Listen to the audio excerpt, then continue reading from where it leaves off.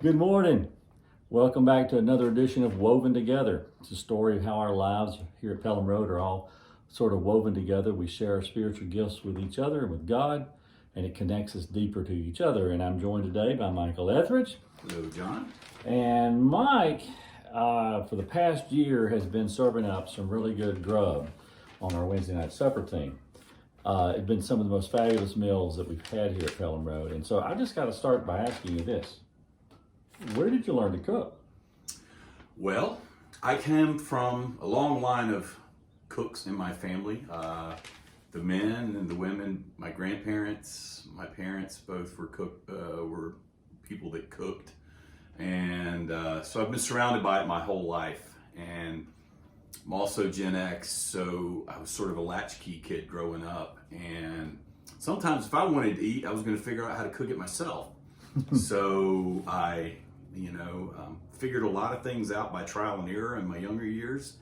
And then I think the thing that probably influenced me the most would be the invention of the cooking network on TV. Okay. Yeah. So Emeril Lagasse and some of the other guys, I loved watching the cooking network when it first came out. And I began to realize that cooking was really more than just making food hot. Mm-hmm. Like there was some science to it, which was really interesting to me. Yeah. Like how to get different effects out of things. So then when you start to understand how those things go together and different techniques, and then you can sort of start to experiment a little more with that. Okay. Well, Sam loves to cook too. I should have had him do this interview. Yeah. Because he loves cooking and talking about, he'll be tasting something and he'll go, do you taste the cinnamon in there, John? It's like it's just hot or cold, good or bad. Right. I have such a limited palate. Right.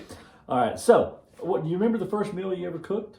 Or like, let's say you're 10 or 12 or 14 coming home? I think everybody starts with scrambled eggs, probably. Like okay. that's what they teach you when you go to school. Like really? They teach you how to cook eggs first. Okay. All right. So everybody always asks me if you ever did it professionally, and I never have.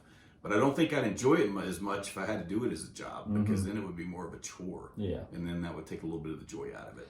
Well, bringing us to joy, what, to me, I can cook. I have cooked, I just find it a bit laborious. It's kind of labor for me. Yeah. And as you get older, you choose things that bring you joy as opposed to things that bring you labor. Sure. So what brings you joy from cooking?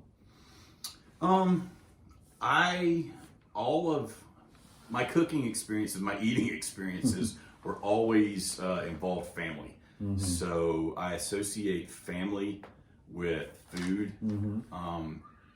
So for me, it brings me joy to be able to bring people together and to be able to offer something to them. Okay. Now it'd be different, even like Jessica having to prepare a meal every day, like, and coming up with something to feed the kids every night. That's not joyful. That's more of a chore. And I think if I had to do it like that, it wouldn't be near as much fun. Okay. But and she doesn't like me in the kitchen anyway. So. All right. So let's then take it another step. Once a month, you come in here and you cook for 65 of your closest friends. Mm-hmm. I know that's not easy. Describe to everybody what's hard about that. One of the things that I've found when I started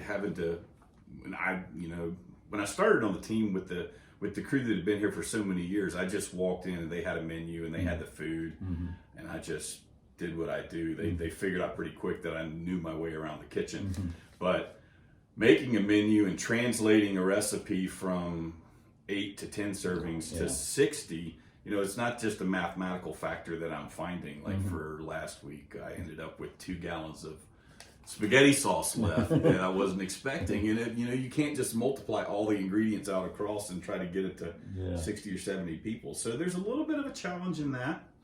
The other thing that I've noticed is it's a shared kitchen. So things may or may not be in there. They may or may not be where you left them. Yeah.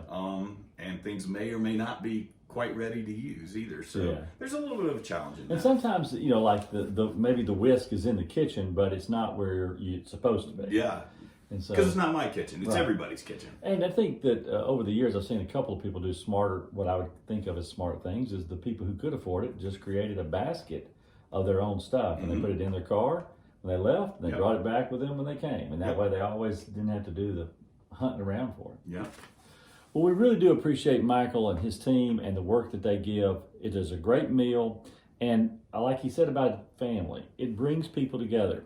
This meal allows everybody to come together and share a common time together. It opens up so many things that we do in the church. You know, we couldn't do the certain things without the meal. So thank you so much for your good work. You are quite welcome.